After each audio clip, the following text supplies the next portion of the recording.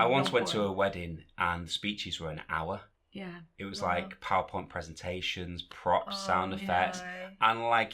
What kind of sound effects? Oh, just like honking noises and birds. It was all related to the speech. I just said burps then. That would have been more interesting. I think. But yeah, it was, so you do need a bit of control. But I always say, it's your wedding, so, you know, Sodom, really. If you want to speak for 10 minutes. But I think ideally 5 to 10 minutes is a good sweet spot.